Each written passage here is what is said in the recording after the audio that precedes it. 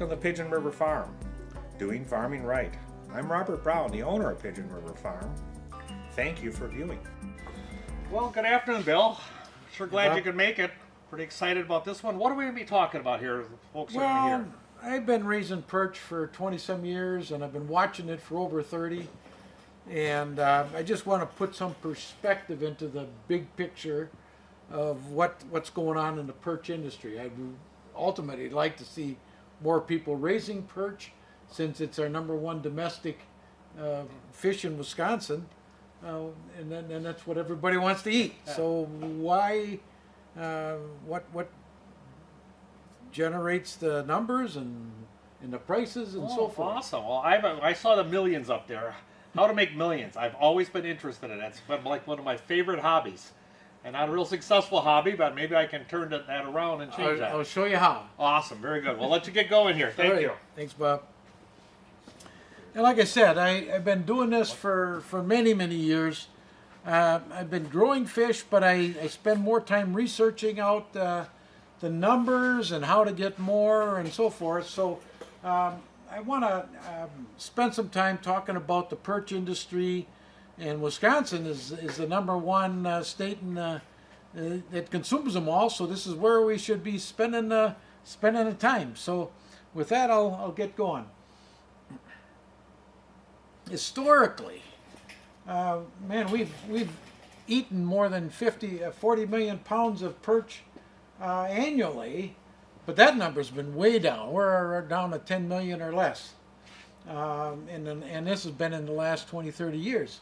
And from a research standpoint or a grower standpoint, I would say that in 30 years that I've been looking at it, we've had no significant increase in the number of perch coming to market as food fish from aquaculture operations.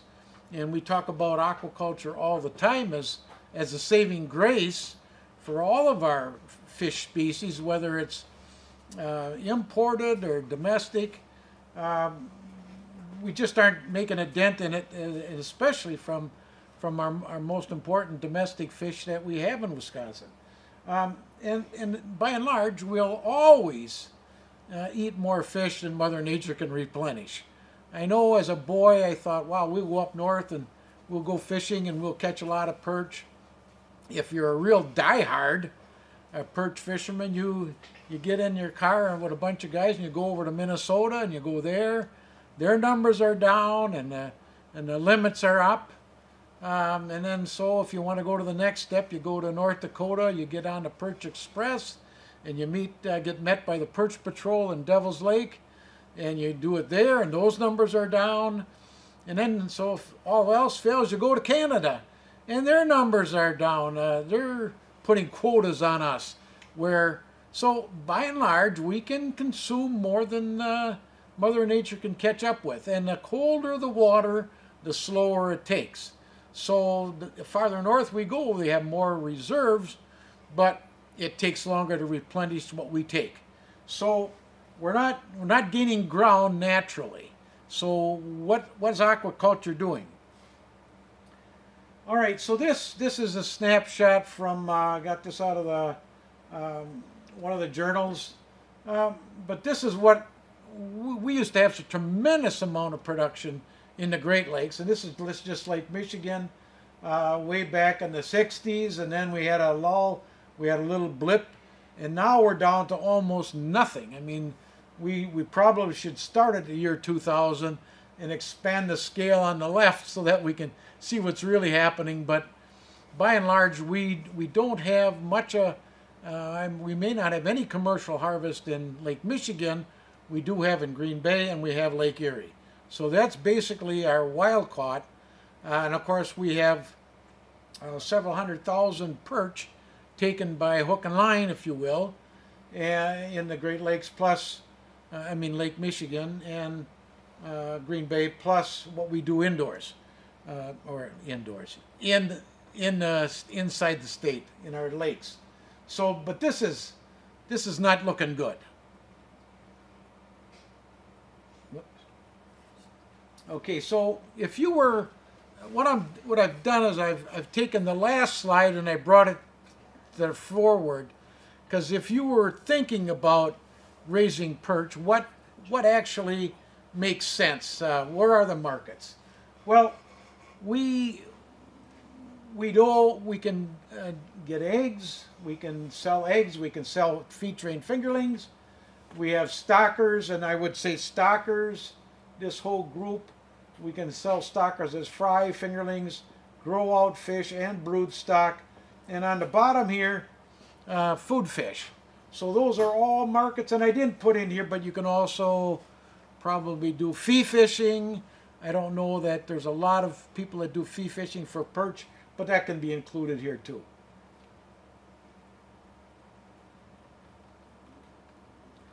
So how do you make money with a pond? Well, you need a pond and a fish. That's it. And so let's start there. And I said, aside from investing in a pond, you really don't have much capital after that. If you just wanted to have a pond and put water in it and raise perch, you could do that. From an investment standpoint, you could, without doing anything, if you had broodstock, you could certainly harvest eggs, and there you've got about a 2-week window where you could sell fish eggs. After that, if they hatch, you'd have a 2-month window maybe where you could sell fry if you were going to seine them out. And then there's stockers. They can be any size from fry to broodstock.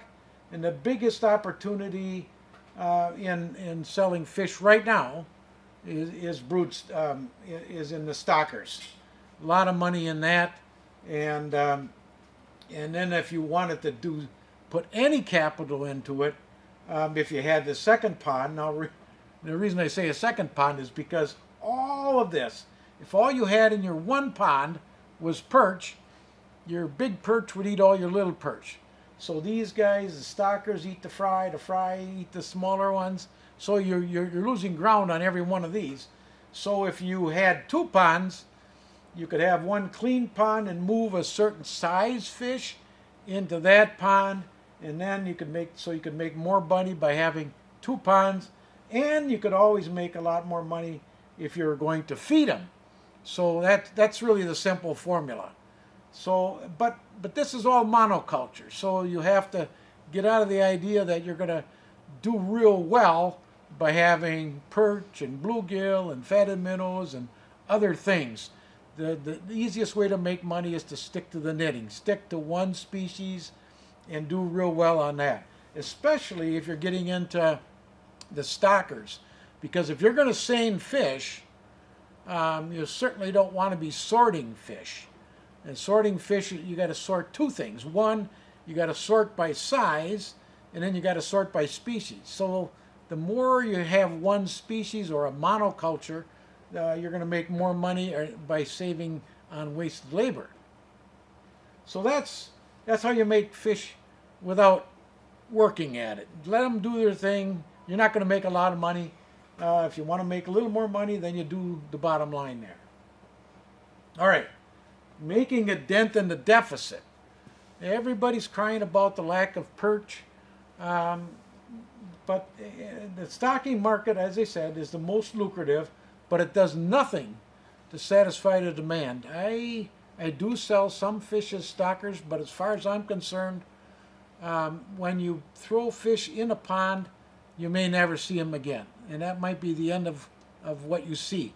So I don't think that stocking fish has anything to do with satisfying the actual consumption market that we actually call food fish. Big difference. And I can argue all day, and I will, that food fish is almost as lucrative as the stocking market, but it isn't. And the reason is because in a stocking market, unless you're feeding them, they're not growing very fast, but if you don't feed them, you're not paying for the food. In the food market, if you're in that market and you want to do it well, you're feeding them, and then you're harvesting them, and then you're getting them filleted. So there's all prices that make up what you don't have to pay here. So food fish is never going to be as lucrative as that unless feeding people is more lucrative than from a personal standpoint. So, but you're never going to make a dent with stockers. You got to raise food fish. Now, there's a couple things. I'm just going to go through some logistics. And I want you to remember these three statements here. Using a conservative estimate, it's going to take you about 7.3 fish to end up with a pound of fillets. So that tells you the fish are going to be about 8.5 inches. They're going to be 3 fish to the pound on average. That's a good number to use. And when they get done, they may be 45 to 48% yield. And therefore, if you wanted a million pounds of perch fillets, you need 7.3 million pounds of fish. Or million fish, not pounds of fish. You need 7.3 million, right, by these two statements. Now, by experience, I do this all the time. I raise fish in tanks, and when I want to sell them, I know that 100 fish is going to give me 15 to 17 pounds of fillets. I can bank on that. So if I know that there's a bar right down the road, and this is a small bar, it's not going to be a big one, but if he uses 15 pounds of fish per week, what is that? That's going to be 100 fish I take out of the tank every week. Simple as that. So if he did it every week, guess what? I need to supply him 5,200 fish a year. And that would supply one bar. Good thing we don't have many bars in Wisconsin. Because how many people are producing 5,200 fish? Now I can go down to Milwaukee and 15 pounds of fish wouldn't feed the first 5 people that came through the door. They need 300 to 400 pounds of fish in some of these bigger venues. So you can see we're so far off producing anything that's necessary for Wisconsin alone. That those are the numbers right there. So if you remember that, okay, so now you can remember these numbers. We're going to just keep going here. I'm going to show you the egg and the fry logistics next.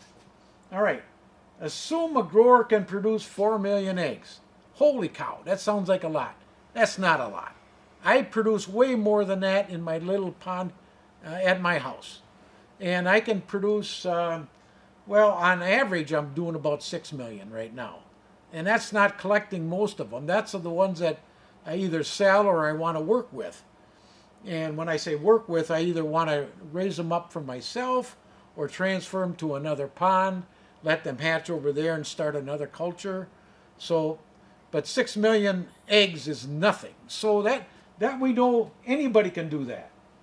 Now, based on the hatching and feed training success, a conservative estimate, 4 million eggs will result in 800,000 feed trained fry. Now, where in the heck did they all go? That's 20%. Now, I'm using not outdoor success, I'm using indoor success. But we're finding out the outdoor success is not much better. Why? Because we're finding out that a lot of the fry that hatch are never making it to adult stage simply because they're either eaten, they don't have any food. We get these wide swings in the springtime with Mother Nature having a nor'easter that'll freeze down all the food supply. So a lot of things happen. But indoors, over the last 20 years that I've been watching it, nobody has broken through more than 20% of the eggs that have been fertilized and gotten any better than 20%. Now, I'm going to couch that by saying recent research has gotten that number up to 80 to 90. Well, that's huge. So this statement right here could mean a tremendous amount of perch coming to market through this stage if we could get them through this stage. But we have to do that. So there is another movement going on how to feed these fish when they're real young. And I'm not going to go through that today, but it's there, and I'd be more than happy to talk about it to anybody at any time. But based on these numbers, now I'm talking about 20% here. I'll stick with this number, and about 20% of the fish, this 800, will be 5 to 6 inches in the first fall. So you're talking about an egg in April being this big by September. But these are, there's not that, and this might be a bit high number. Another 30% are going to be 4 to 5 inches. These are going to be the premium fish that I want to use for growing out for food fish. Why? Because knowing what I know, these fish are pretty close to being all female. And female grow faster than the males by a lot. And so what we have is about 400,000 usable fish. Now when I say usable, they're all usable. But where you want to be careful is you pick the fastest growing fish so that you don't spend more time trying to grow fish that are slower growing. So in the food fish business, you want to grow the fastest. Now, when I started back 20 years ago, I was told, and this is probably a wild number, I was told that to get a fish to the market would take about 3 years. Last year, I did it in 10 months. And that's not using anything exotic, not any genetics manipulation or anything else. That's just feeding them pelleted fortified food, just like you would any other livestock, getting good food and making sure that they're eating that food. And that's why I do tank culture. I know that they're eating it because there's nothing else to eat. There's other things that they can eat that probably aren't as good for them, but they don't make them grow faster. But what we're doing is providing them a fortified food that optimizes growth, and we're doing it in certain temperatures, and that's all they do is eat. So we've come from 3 years down to 10 months, or certainly under a year, which is perfect for the markets. So if I'm raising hatching a fish in April and I run it through till just before Lent and harvest them all at that point, I made a fortune. There's where that million comes in, right? All right, so here we go. Now we've got 400,000 usable fish. We've gone through the egg and fry logistics. We've got these big numbers of eggs, and we've got this group that we're going to feed train and use for grow out. All right, so now let's take that.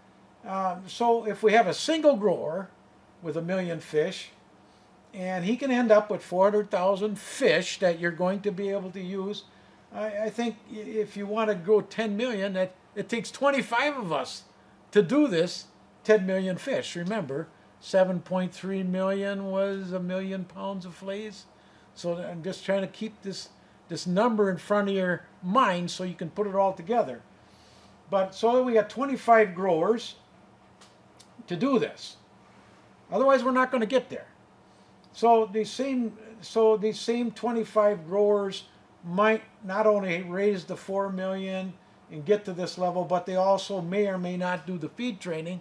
So we probably need maybe as many as 25 more that would do the feed training. Now the feed training, I'm going to lump this into the window between April and May when they actually are feed training, and then grow out up to the first year. Now, I always say that's the end, is like in August, September. Why? Because my operation is only outdoors.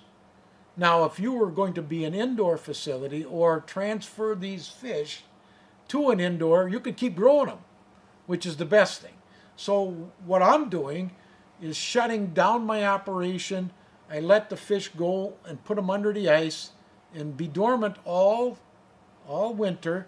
Then in the springtime, I bring them back in the tank and finish a 4-inch fish to an 8-inch fish. And that's, so I got a year and a half put into them if I overwinter them. If I don't overwinter them and bring them to an indoor facility, 10 months is the number. Does that make sense? Yeah? Okay. So we've got 25 guys doing the feed training, 25 guys bringing them from fry stage up to 4 inches. Now let's finish the grow out. So we assumed those two things. Now we want to take and we want to finish grow out. So in order to maximize, we really actually have to bring them indoors. So this is, a lot of times I'll bring them into high schools, because high schools, what? They operate from September to May. Well, in September, they don't have any fish. So I'll donate my 4-inch fish, when I just need a home, instead of putting them under the ice, I'll bring them into high schools, and that's a good marriage, because they've got premium 4-inch fish, and they can have them ready for the table on land. And that's how I proved that I can get them accomplished in 10 months. Because the high schools, now, if the high schools could do it, why in the heck can't people who are in the business? High schools have 30 to 40 people that are trying to screw the whole thing up. All these kids there's a lot of hands that could get in there and switch valves and throw food. So if they can do it in 10 months, anybody can do it in 10 months, right? All right. So what I'm doing here is taking my production indoors. So let's say, I don't know, we're going to play games here. Let's say a production facility, somebody that's got indoor facility can handle 50,000 fish. That's not very many fish. It'll take 200 of them to do these 10 million fish that we've got ready. That's a lot of facilities. Now, you talk about how many of these we have in Wisconsin. 1, maybe 2. No, I don't think we have any. We may not have any, but that's for the 10 million fish. Now, if these facilities are double cropping, what does that mean? Well, if these people are double cropping, remember, and I didn't say it yet, but our fish are growing an inch a month. If they're 4 inches in September, how many months are they going to be before they're ready for the market? They're going to be ready by December, January. Well, if we took them all out of the tank in January, what happens? We got no fish left.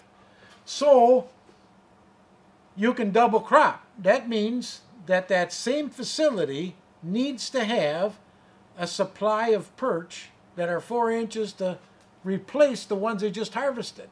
And you don't want to wait too long, because indoor facilities have a bug system that depends on fish waste to work. And you want to keep that bug population happy by putting more fish in and keeping them seeded down, so to speak. So you need to have that. All I'm talking about here is double cropping. And if you double crop, every facility double crop, you only need half as many facilities. So we're down to 100. And actually you can triple crop. I don't want to push it. But if you wanted to handle 100,000 instead of 50,000, you could have that number again. But it's still a significant number of facilities in the state. That's almost 1 per county.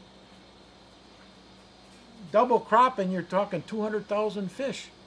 That's unheard of. In fact, there is no county in Wisconsin anywhere near doing anything like this. So this is a business plan for the county. All right, so now we get into processing.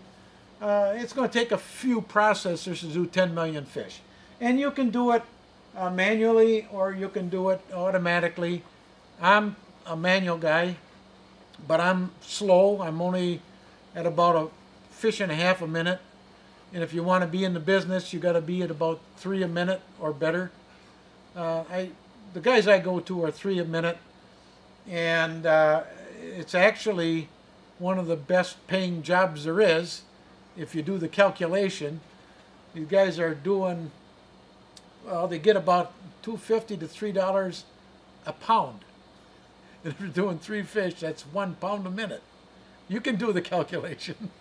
So, but the problem is, how long can you keep at it? You know, you got to stand there and flake and take breaks. But if you're doing it an automatic, the only bad thing about automatics, you actually do have to stop the machine and clean it, keep it. There's sanitary requirements. You do have to have more than one guy. You got 2 to 3 guys managing it, because each step requires you to refeed the fish into the, you know, you get different cuts and different things. So there's good and bad, and I don't think the fillet is the same. There's got to be somebody grading the fish, because every fish has to be almost identical in size to go into the machine and come out the same. So you can't be very sloppy on the size of fish going into an automatic machine. But regardless, here are the numbers that I came up with, and they're very conservative. There's guys that can push it, and but they're needed. There's nobody doing this.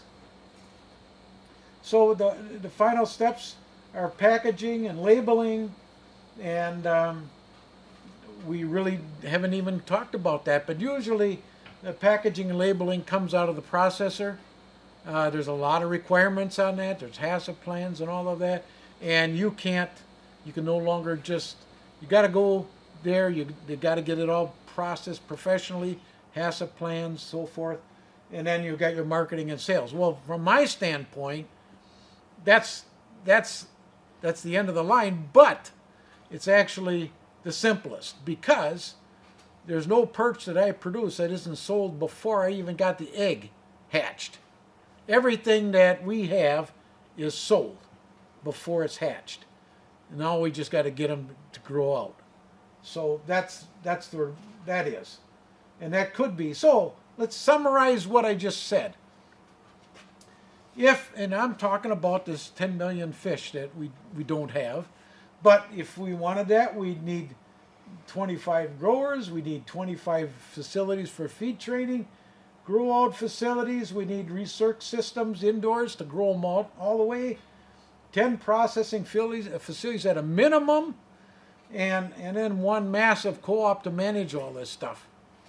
And I don't know if I can lay it out any simpler to the powers that be, but that's it. So if you want to argue numbers, we can talk. Give me a call.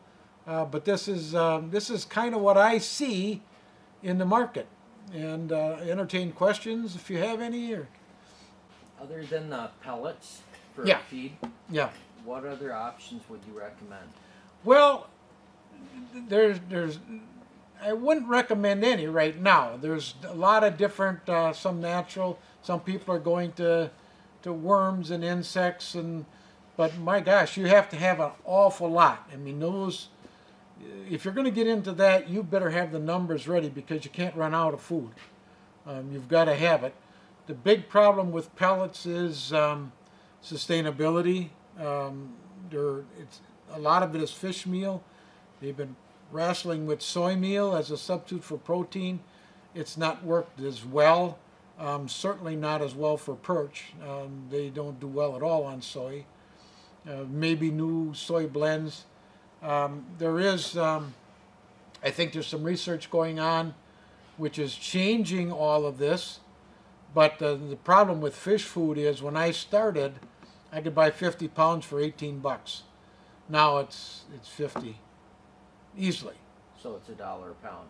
And it's getting worse, because recently I tried to order my fry foods. I make blended fry foods for the perch. Now the perch, the problem there is they have a very small mouth, so they can't eat most of the stuff that's readily available. They have to go even smaller. So you have to have maybe a live feed like a rotifer, and that's got to be the small size rotifers, or this blended stuff that I'm doing.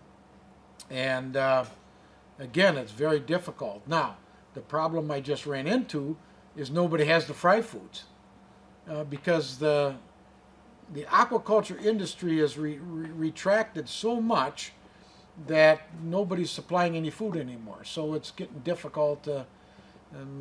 My feeds right now, you got 2 or 3 brands, and they're coming from out of state. There's nothing in state, so it's difficult. And the guys that have most of the feeds that are worked out pretty well are in the trout industry, rainbow. Right. And a lot of the feeds that we feed are modified rainbow trout feeds. And some of it's catered to perch, but not many. And the problem is protein. So we're paying for the price of protein, and, that's the way it is. What about natural plants? I mean, like duckweed or just... Perch don't eat plants. Okay. They're carnivores.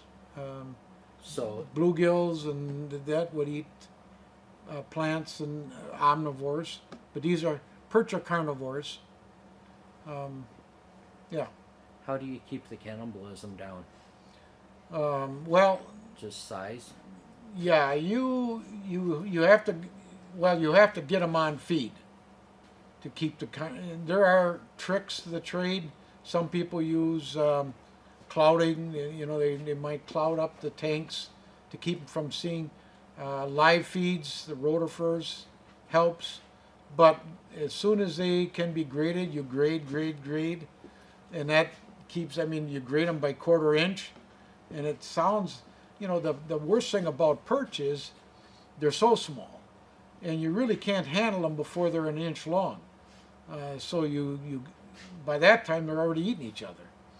So you hope that the ones that you want to feed train and grow are the ones that are the big ones, and they're eating the little ones that you didn't want anyway.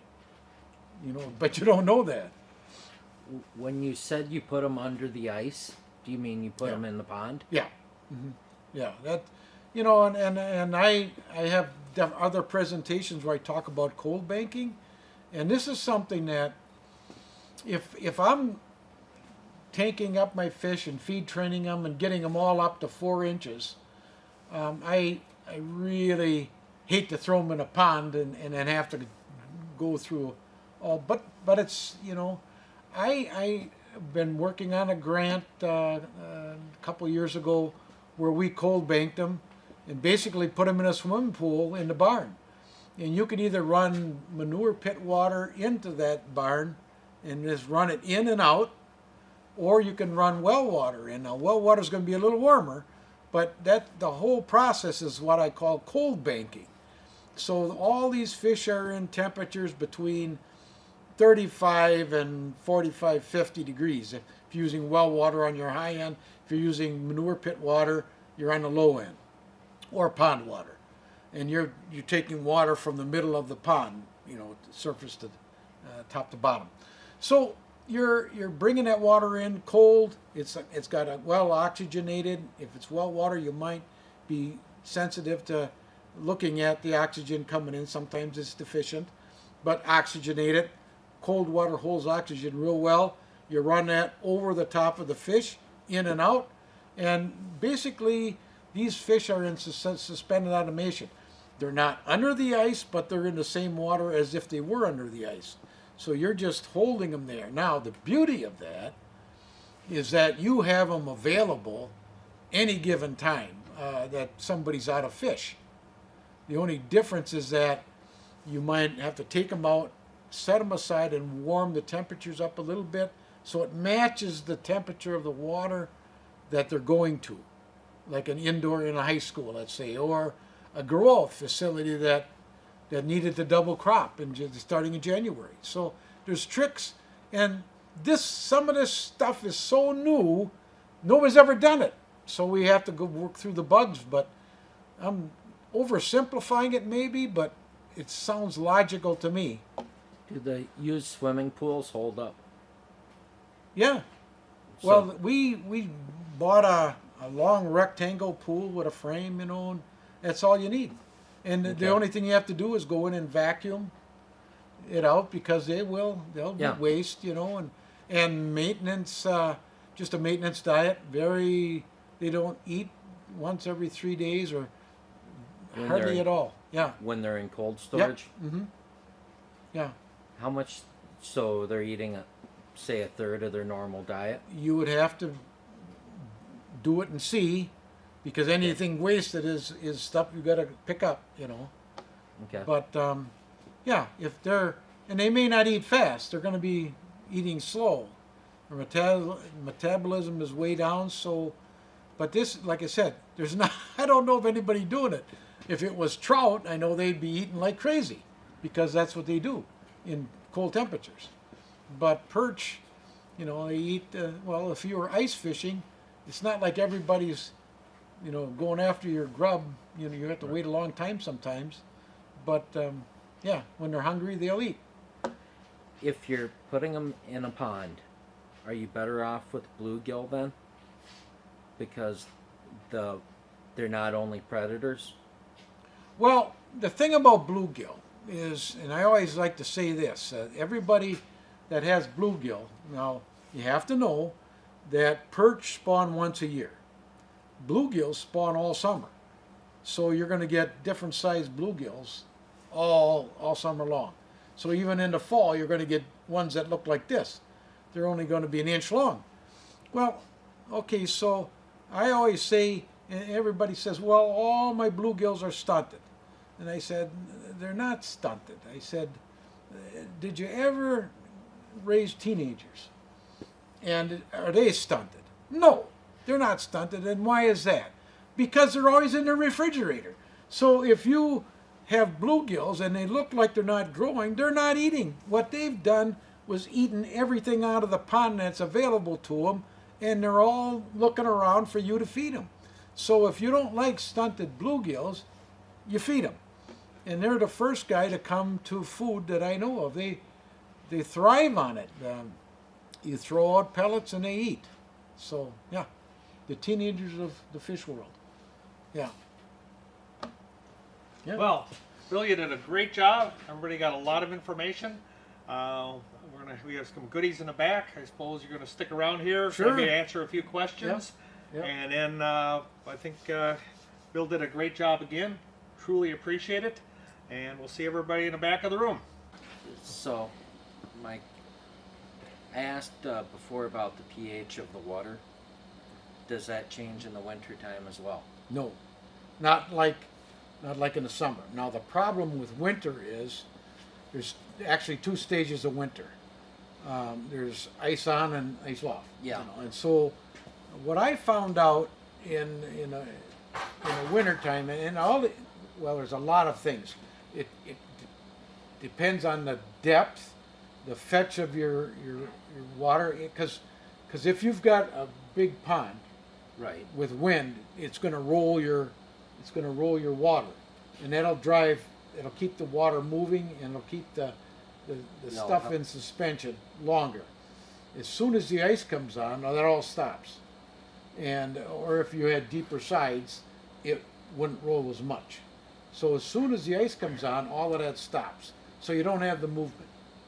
So all that stuff rains to the bottom, and then you start, that's going to be the maximum oxygen you have. So you should have a good balanced pH. It should be almost neutral unless you have an aggressive water, like soft water, where the pH can be affected very readily.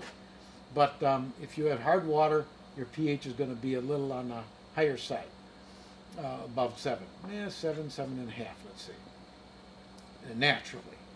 So that shouldn't change much, but there's other things that do change, and that's the amount of oxygen that's in that water. Now when you start out, you've got the maximum oxygen that you have, and as the time wears on, everything that was in the pond is eating up oxygen. Now you may not have the light coming in, you get a snow cover, all of a sudden you don't have any primary production going on. So you won't have any daily oxygen being produced, and all your fish are still there. They're consuming not as fast because it's cold, but so your oxygen starts going down, and you can watch that happen by chipping a hole in the ice and doing an oxygen meter. You can find out how fast it's going. Well, when I first started out, I didn't have many fish, but I let the fish reproduce and get more and more volume, and I thought, well, I don't know when I have to start aerating my pond. I said, I'll let it go until it'll let me know. And I did let it go, and it probably would have been okay except for one thing. I had a heavy snow, and then I didn't have any, and then the light went through the ice. And when that happened, the algae bloomed under the ice. It sucked up the oxygen. And I thought, well, that's good because I'll have all kinds of oxygen under there. Well, that was good the first couple inches.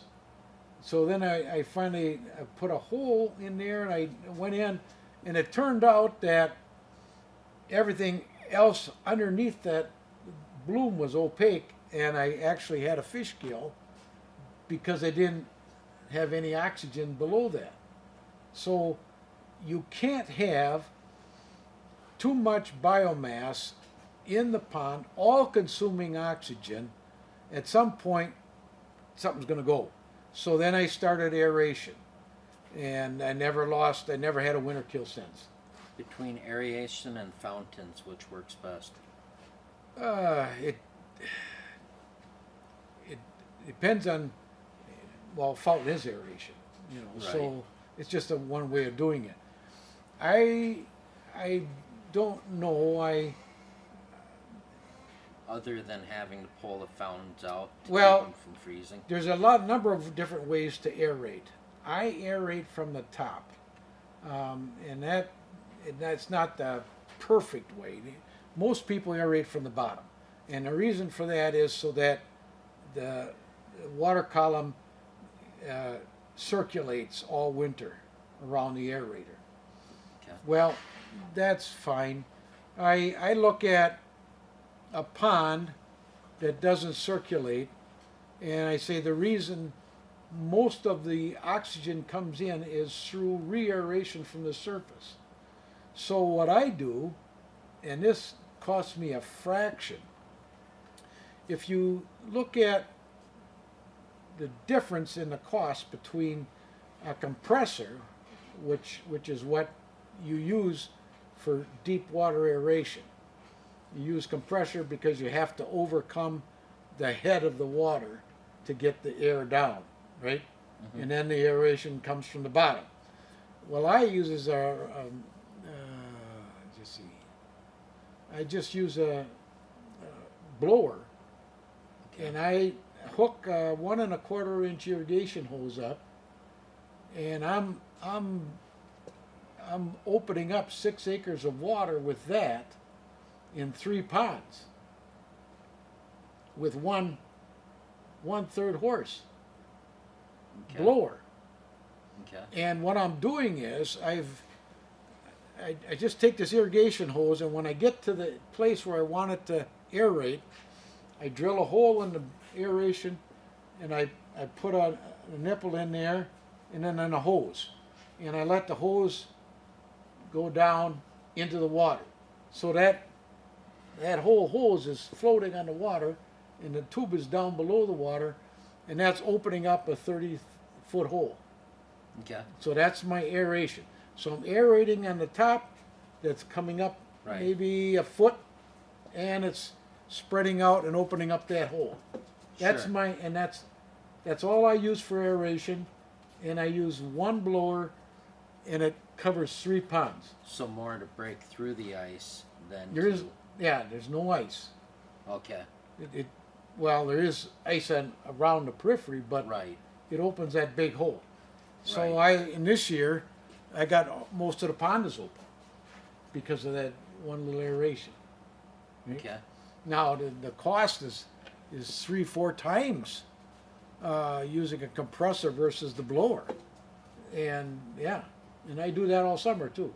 What about these windmill pumps, air pumps? Well, there's a lot of people use them and they provide good aeration when they're working. Right. When they're not working and you need aeration, they're no good. Well, if you took the air stones that they use with those and hooked that to your compressor system, you could go deep. Would that just cause more That would decay? work. Okay. That would work, but it has to work. You Right. either if you're depending on wind. I'll give you an example. I went to a guy that had a manure pit, and he was talked into having a wind aeration turbine hooked up to an impeller. Okay.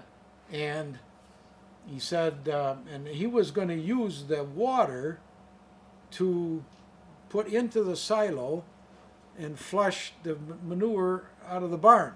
So it was a loop. But the whole, all the electronics are getting eaten off the wall. And I said, well, what? He said, I can't figure out what the problem is. So I got over there and I said, what do you got? He showed me what was working and what. And I said, okay. So he says, why isn't this working? And he says, well, look out there at your wind generator. And what do you see? I said, there's a wind generator there. I said, why isn't it turning? He says, well, there's no wind. I said, you don't have the luxury of not having it off. It's got to be on all the time, because the idea behind that turbine is to So mix you could that use stuff it in. to supplement, but not as your main source. That's right. And you can easily determine whether that it's working or not, and have a backup switch back and forth. Or, That should be easy. or you could have a, say, 500-gallon used propane tank Yeah, that you filled with air from the pump, yeah. and Now, do you have electricity at all? Yeah. Well, all right, this is the way I look at it. Just like anything, I don't know. I'm not an engineer and I don't know much about electricity. But the air that I'm running to open up 3 ponds costs me almost $1 a day. I said, why would I think about spending money on anything else? The only money I got stuck into it is that air blower and a lot of cable, 1.5 irrigation cable. That's it. And a couple of couplings where I got to make sure they're tight so I don't lose air. But if that runs 24 hours a day, and it really only has to work from January till March, because by then you're starting to get water coming in the sides. By January, unless you have a terrible December, you haven't lost enough oxygen in the pond to require you to aerate. Right. The only reason you would aerate before that is because, like I'm doing, I'm putting this system out on top of the ice, and I want to do that before, I don't want it to freeze in while I'm trying to set it up. So I want to put it out there when it's warm enough for me to Sure. enjoy doing this. So I do it early, I might run it early, but I don't want it to freeze in. So I'll turn it on when it's ready to freeze. And that'll keep everything unfrozen the whole winter. And I know I can shut it off as soon as I get the new water running into the pond. What's the minimum depth for a pond to raise fish in if you're not going to have winter kill? The rule of thumb, about 8 to 10 feet. Okay. And the bigger the better. The smaller the pond, then you start losing all the benefit of Okay. but bigger ponds, 8 to 10 feet, and maybe paying attention to the biomass. Is there Is there any way of controlling the amount of biomass in a pond? Unless it's like a manure pit where there's nothing there. Well, when I say biomass, I mean the combination of fish, and a lot of times you just let the fish keep multiplying, and eventually you're going to get to a point. But when a pond gets mature, you start getting more biomass in terms of macrophytes, weeds that grow up to the surface, and all of a sudden it's taken over major portions of the pond, and most of the weeds are going to die back. All of that's going to go down to the bottom, and that becomes is your biomass that's going to degrade, and that's where you double or triple the amount of oxygen that it takes up. Now, what I've done, I used to do when I was younger, is I would cut the weeds, and I'd use a wire rope, but I'd cut major sections, pull the weeds out, and have big piles of potamogeton or whatever's in there on the bank, and that really helps out with the problem. Fish like bluegill, do they tend to eat enough of it? Never.